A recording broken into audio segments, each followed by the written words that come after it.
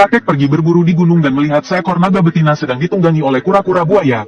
Melihat situasi ini, kakek mengangkat senapan berburu dan bersiap untuk menjatuhkan dua burung dengan satu anak panah. Namun siapa sangka, naga betina itu berbicara dalam bahasa manusia, meminta bantuan kakek. Ia berkata bahwa jika bisa diselamatkan, suatu hari nanti ia pasti akan membalas budi penyelamatannya, mengingat aku yang akan segera lahir. Kakek lalu mengangkat senapan dan membunuh kura-kura buaya itu. Pada saat itu, naga betina berkata, "Saat ini aku terluka parah dan perlu waktu untuk pemulihan. Tolong rawat aku sebentar. Setelah aku sembuh, aku akan memberi berkah kepada cucumu dari keluarga Li."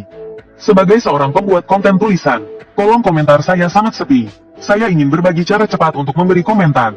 Cukup tahan di area kolom komentar seperti ini. Sungguh, saya ingin merasakan kebahagiaan dengan lebih dari 99 notifikasi. Ini bukan paksaan moral. Semoga kalian sukses dalam ujian. Turunkan berat badan 5 kg. Orang yang kamu suka juga menyukaimu. Saldo rekeningmu bertambah 6 angka 0. Setelah mendengar itu, kakek setuju dengan perjanjian ini. Dia memutuskan untuk mencoba keberuntungan ini. Awalnya keluarga mengira, ini hanya lelucon yang dibuat kakek. Namun 10 tahun kemudian, pada hari ibuku akan melahirkan, tiba-tiba terdengar suara aneh dari langit. Sebuah bayangan naga besar benar-benar muncul dari bawah rumah leluhur kami. Melihat pemandangan ini, kakek sangat gembira, membayangkan bagaimana naga itu akan memberi berkah. Namun setelah bayangan naga menghilang, datanglah hujan deras yang langka dalam 100 tahun. Penduduk desa semua mengungsi ke dataran tinggi. Hanya keluarga kami yang terjebak karena ibuku kesulitan melahirkan. Pada saat itu, semua orang sangat panik. Hanya kakek yang diam tanpa bicara, berdiri di depan pintu, menatap jauh seolah menunggu sesuatu. Sekitar pukul 10 malam, suara ibu saya sudah serak, tetapi saya belum lahir. Bahkan bidan mengira saya adalah bayi yang sudah mati. Saat dalam keputusasaan, seberkas petir membelah langit yang gelap, diiringi suara guntur yang menggelegar. Saya akhirnya menangis. Namun sebelum keluarga sempat bergembira, sebuah peti mati hitam terbawa banjir masuk ke halaman rumah. Pemandangan mengerikan ini membuat semua orang ketakutan. Namun kakek justru tertawa, mengatakan ini adalah peti air pembawa istri. Di masa depan, aku pasti menjadi orang yang kaya dan makmur. Kemudian, dia menyeret peti mati itu ke kamarnya sendiri. Waktu berlalu, aku berusia 5 tahun. Saat itu, ayah dan ibu bersiap untuk memiliki anak kedua, jadi mereka memintaku tidur bersama kakek. Saat itulah aku tahu bahwa kakek setiap hari memuja peti mati itu. Tak lama setelah itu, dia bahkan memujukku dengan permen untuk menikahi peti mati itu. Selain itu, kakek juga mengajariku rahasia Feng Shui dari buku kuno keluarga. Pelajaran ini berlangsung selama lebih dari 10 tahun. Pada usia 18, tubuh kakek akhirnya melemah. Beberapa hari sebelum meninggal, kakek sering sendirian di kamar, berbicara dengan udara, mengucapkan kata-kata aneh. Sehari sebelum kakek meninggal, dia memanggilku ke sisinya dan memberikan dua pesan terakhir. Pesan pertama, dia harus dimakamkan dengan peti mati dari rumah itu. Dia bahkan berkata bahwa nanti akan ada yang mencoba merebutnya. Dia memintaku untuk menjaganya dengan baik. Pesan kedua, dia memintaku untuk menjaga kakak ipar dengan baik. Aku terkejut mendengar itu. Aku berpikir, siapa yang akan merebut peti mati yang rusak ini? Adapun pesan kedua, aku bahkan lebih bingung. Seorang pemuda lajang berusia 18 tahun seperti aku, dari mana datangnya istri? Saat ingin bertanya lebih lanjut, kakek sudah mengembuskan napas terakhirnya. Ayahku sangat berbakti. Setelah mendengar pesan terakhir kakek, dia segera setuju. Dia dan paman membuka peti mati itu. Namun, di dalam peti mati itu bukanlah tulang belulang, melainkan seorang wanita yang tampak hidup. Dia tidak hanya tidak membusuk, tetapi juga sangat cantik. Aku berpikir, jika bisa menikah dengannya, hidup 10 tahun lebih singkat pun aku rela. Namun, sebelum aku berpikir lebih jauh, bau harum aneh keluar dari peti mati itu.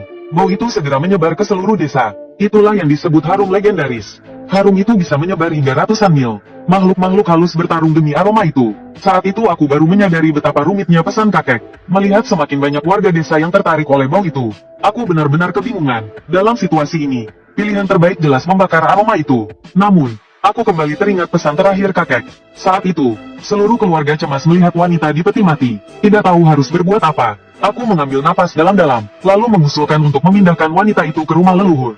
Rumah leluhur keluarga kami terletak di tengah gunung, jauh dari desa. Nanti aku yang akan mengurus wanita dari peti mati ini.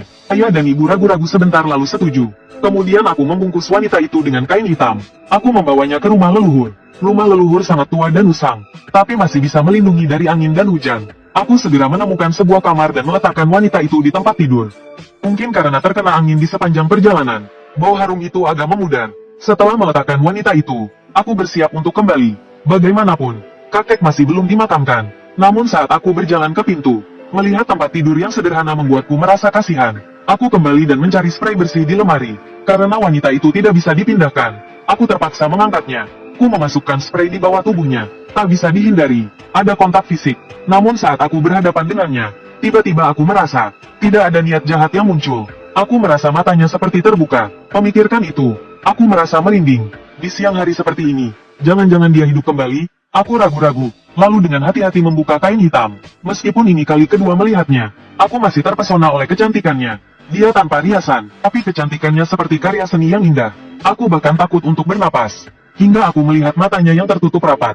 Aku merasa lega. Namun setelah aku menutup kain hitam, perasaan itu kembali muncul. Sungguh terlalu aneh. Aku merasa sangat gelisah. Aku hanya ingin cepat menyelesaikan semuanya dan kembali menguburkan kakek. Tapi saat aku berjalan ke pintu, suara plak terdengar dari belakangku. Aku hampir lemas karena terkejut.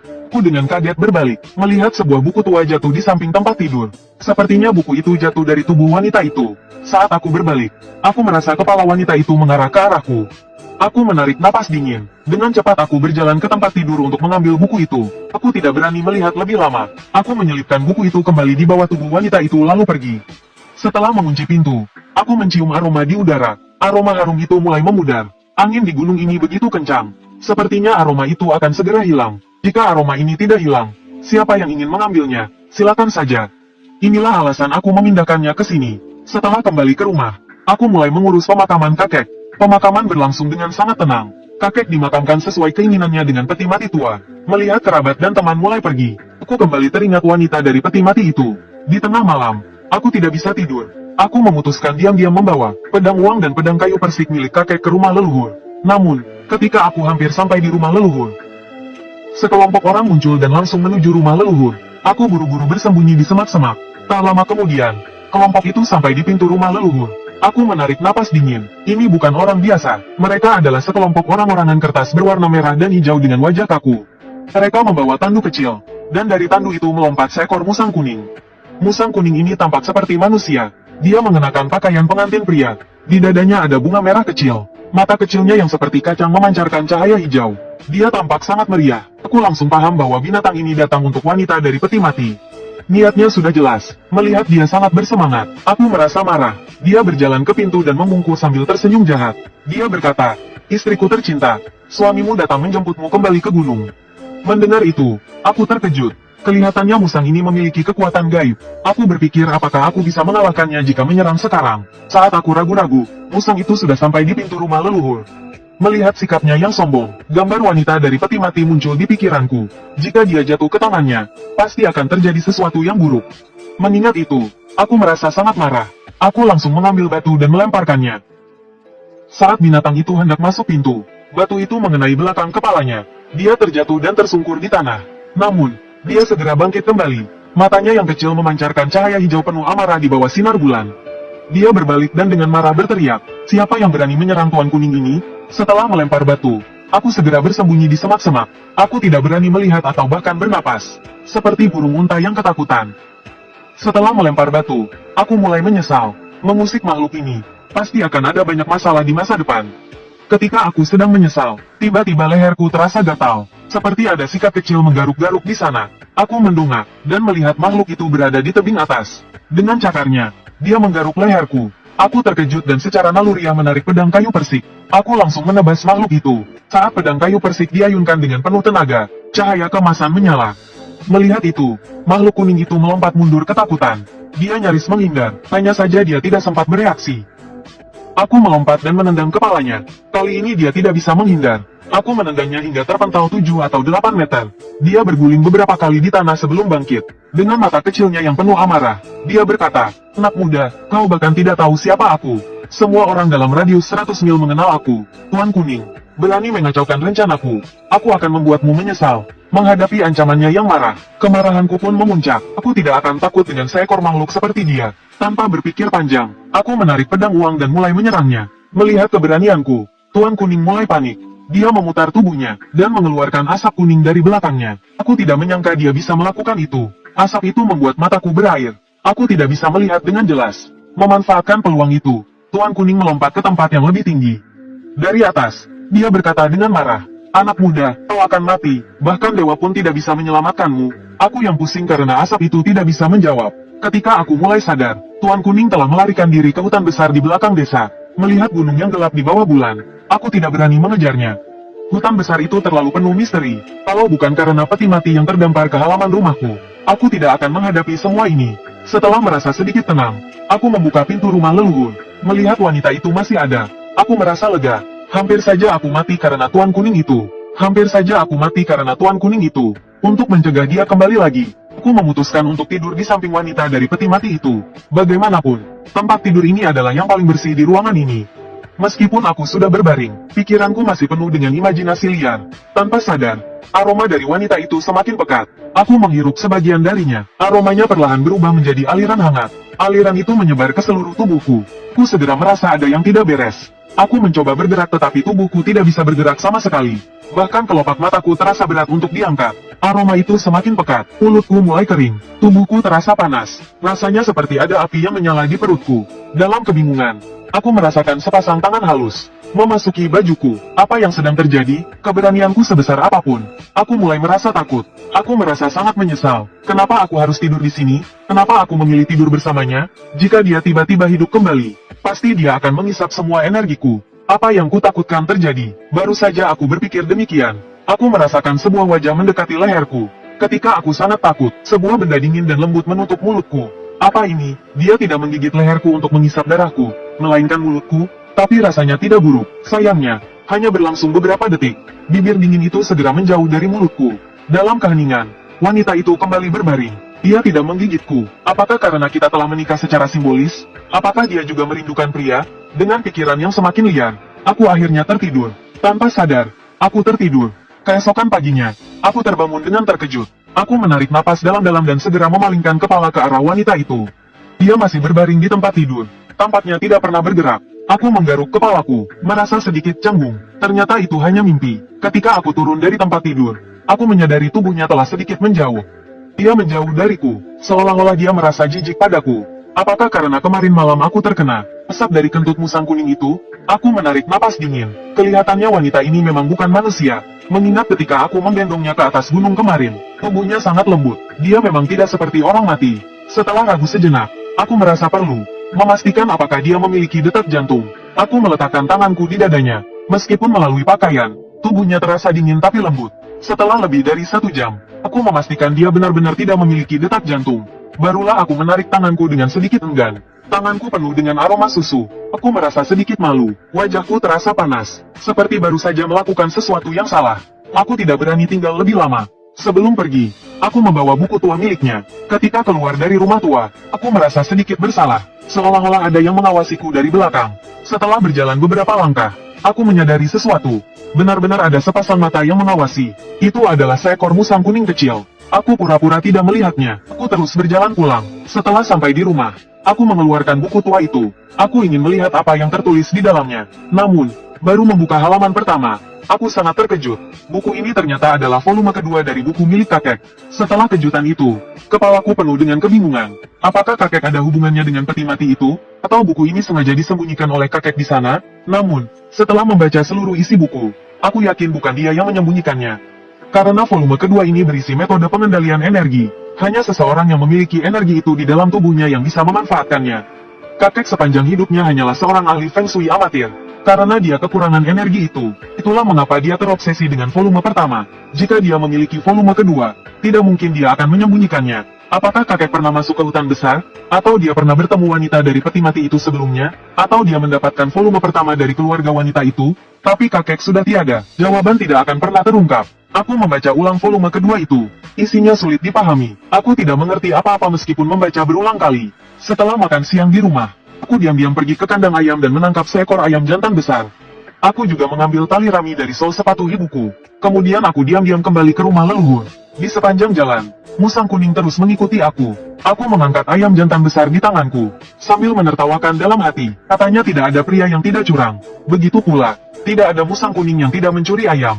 Kembali ke rumah leluhur, aku menyembelih ayam jantan itu di halaman.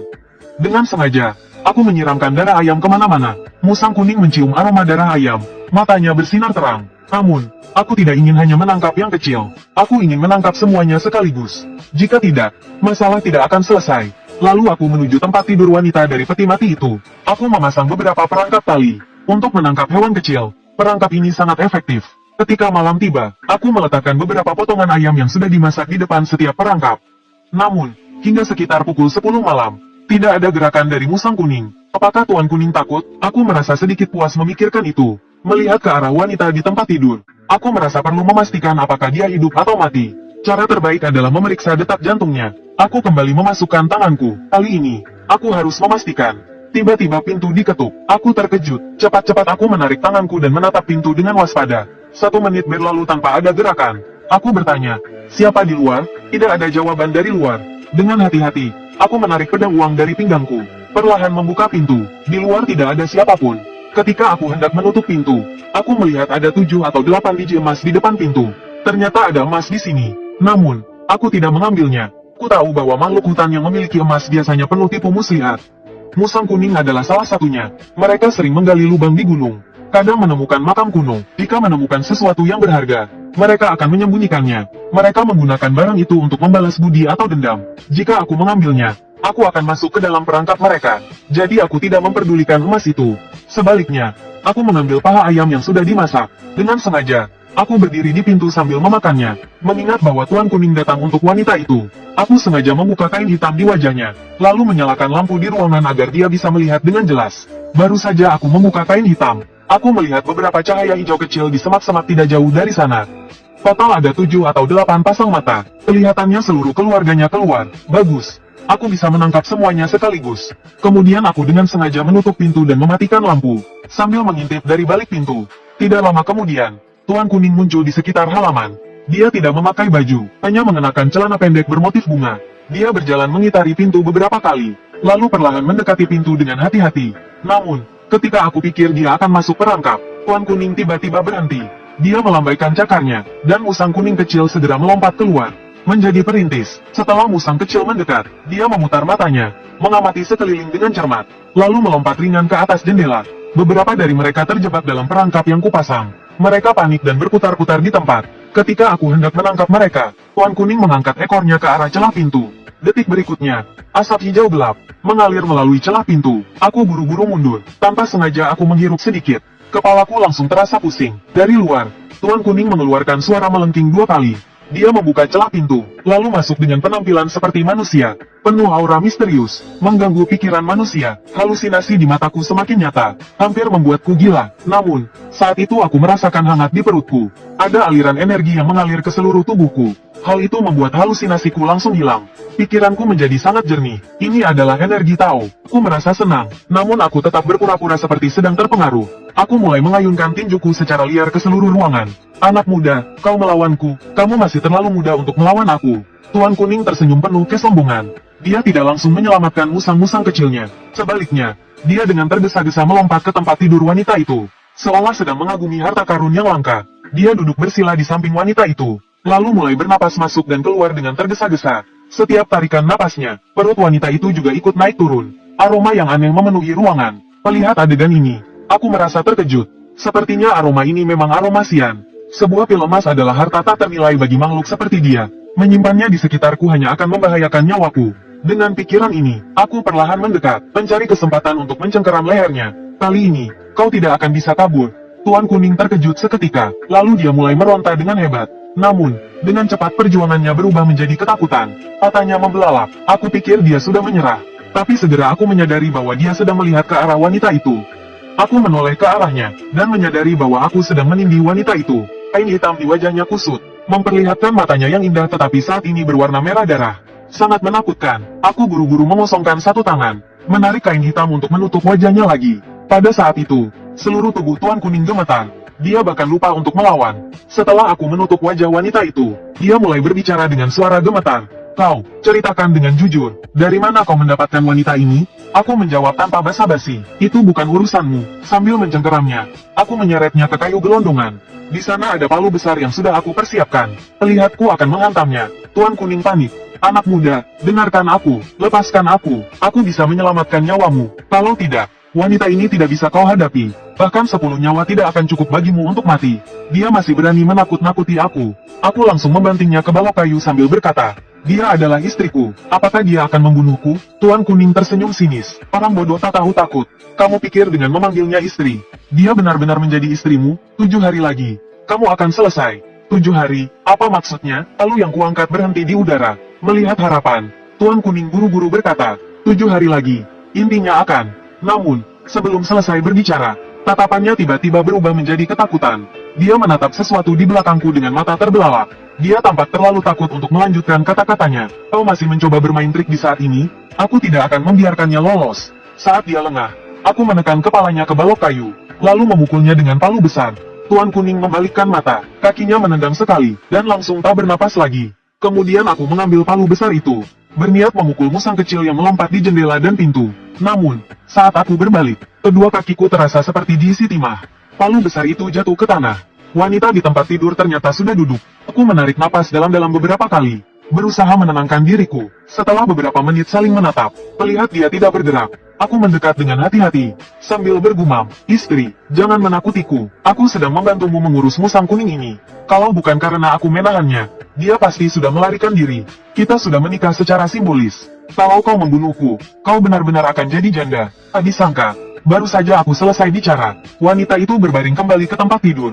Melihat ini, aku menghela napas panjang. Ternyata mayat hidup juga takut menjadi janda. Namun, sebelum napasku kembali normal, Tuan Kuning yang sebelumnya tergeletak dengan mata terbalik, tiba-tiba bangkit berdiri. Dalam beberapa lompatan, dia sudah mencapai pintu. Kau berani menghadapiku? Aku mengambil palu besar, dan mengejarnya dengan marah. Tuan Kuning lari ke pintu gerbang depan, menoleh dan berkata kepadaku, anak kecil, akan ada saatnya kau menangis. Setelah mengancamku, dia langsung menghilang ke dalam semak-semak. Aku merasa sangat marah. Makhluk ini benar-benar sudah menjadi iblis. Namun untungnya anak-anaknya masih ada di tanganku. Aku segera mencari kandang, dan memasukkan semua musang kecil ke dalamnya. Setelah menyelesaikan itu, aku berteriak ke dalam hutan yang sunyi. Kalau kau tidak datang malam ini untuk menjelaskan, besok pagi aku akan menjadikan anak-anakmu ini sebagai lauk minum arak. Aku yakin Tuan Kuning belum lari terlalu jauh. Dia pasti mendengar kata-kataku. Setelah berbuat banyak keributan, waktu sudah larut malam. Aku kembali ke dalam rumah, melihat wanita di tempat tidur. Tatapanku akhirnya jatuh pada perutnya yang tadi sempat naik turun. Mengingat tatapan khawatir ibuku, aku tahu ini tidak bisa dibiarkan terlalu lama. Namun, untuk membakarnya dengan api, aku benar-benar tidak berani. Setelah berpikir lama, aku tidak menemukan solusi yang baik. Akhirnya aku memutuskan, biarlah menunggu 7 hari lagi, dan lihat apa yang terjadi. Aku menunggu hingga dini hari, namun Tuan Kuning tidak muncul. Sepertinya dia tidak peduli dengan anak-anaknya. Akhirnya aku terlalu lelah, dan tertidur di samping tempat tidur wanita itu. Ketika pagi tiba, aku terbangun. Aku mengambil sebilah golok yang berkarat, pergi ke halaman dan mulai mengasahnya. Mendengar suara tajam golokku, sekelompok musang kecil di dalam kandang menggigil ketakutan. Mereka gemetar tanpa henti, sambil mengasah golok. Aku bergumam, ini bukan salah kalian. Kalau mau menyalahkan, salahkan Tuan Kuning. Dia yang meninggalkan kalian begitu saja. Setelah beberapa saat, aku mencoba ujung golok dengan tangan. Dalam hati aku merasa cemas. Kenapa Tuan Kuning belum datang? Apakah dia benar-benar tidak peduli dengan anak-anaknya? Aku juga tidak berani membunuh musang-musang kecil itu. Kalau begitu, dendam akan jadi tak terputus. Setelah mengasah golok lebih dari 1 jam, aku mulai kehilangan kesabaran. Dengan tatapan penuh kebencian, aku melihat ke kandang musang kecil itu. Akhirnya, aku memutuskan untuk membunuh. Saat aku menarik salah satu musang kecil, dan meletakkannya di balok kayu, aku mendengar suara Tuan Kuning dari pintu. Kakak, jangan marah, adikmu sudah datang. Aku menoleh ke arah suara itu, melihat Tuan Kuning membawa sebuah kotak giok dengan kedua tangannya. Dia membukanya, dan di dalamnya ada gelang giok yang berkilau. Jelas itu barang berharga. Apa maksudmu dengan ini? Aku menempatkan golok di leher musang kecil itu, sambil menunjukkan ancaman. Melihat ini, Tuan Kuning gemetar. Kakak, ini barang bagus. Aku mendapatkannya dari makam besar di pegunungan. Aku merasa dia masih belum mengerti. Aku menggerakkan golok di leher musang kecil itu lagi. Tuan Kuning ketakutan hingga kakinya lemas. Dia langsung berlutut. Kakak, bisakah kita anggap selesai saja? Aku, Tuan Kuning, bersumpah, jika aku kembali lagi ke sini dan membuat masalah, biarkan aku tidak pernah menjadi manusia. Akhirnya, dia menyadari inti permasalahan. Tidak menjadi manusia, bagi mereka berarti tidak bisa menjadi dewa. Aku tidak percaya pada hal-hal seperti menjadi dewa. Tapi musang percaya pada ini. Dia bersumpah dengan hal ini, membuatku merasa cukup tenang. Aku juga tidak ingin masalah ini terus berlanjut. Jika hanya ada satu musang secerdas Tuan Kuning di wilayah ini, dan dia tidak lagi mengincar wanita itu, maka masalah ini bisa dianggap selesai. Aku akhirnya meletakkan golok. Melihat ini, Tuan Kuning menghela napas lega. Lalu dia berkata, kakak, ada sesuatu yang harus aku peringatkan. Di area ini ada sosok yang sangat berbahaya. Mendengar itu, aku terkejut. Beberapa hari lalu bukankah kamu berkata, di area ini semuanya tunduk padamu? Apa mungkin ada yang lebih kuat darimu? Tuan Kuning menggosok tangannya, dan dengan canggung berkata, dulu memang aku yang menguasai. Tapi beberapa hari ini bukan lagi. Istri di rumah sedang tidak ada. Kalau dia di sini, tak ada yang berani masuk ke area ini. Tapi, Kak, yang datang kali ini adalah sesuatu dari gunung. Kamu harus sangat berhati-hati. Saat dia berbicara, matanya sesekali melirik ke arah kandang besi itu. Jelas sekali dia pria yang bergantung pada wanita. Tak heran, saat datang kedua kalinya, dia memandang wanita itu dengan tatapan seperti istri kecil yang menderita. Karena istrinya akan kembali, dia tak berani bertindak sembarangan. Memikirkan hal ini, aku merasa sangat bersyukur. Untung saja aku tidak bertindak impulsif tadi. Kalau tidak, membunuh jantan akan mendatangkan betina. Dan dari ucapannya, istrinya tampaknya jauh lebih kuat darinya. Namun, tidak peduli seberapa kuat binatang itu, ada beberapa hal yang tidak bisa mereka lakukan. Seperti membuka kandang di depanku ini. Demi istrinya, aku tak ingin mempersulitnya.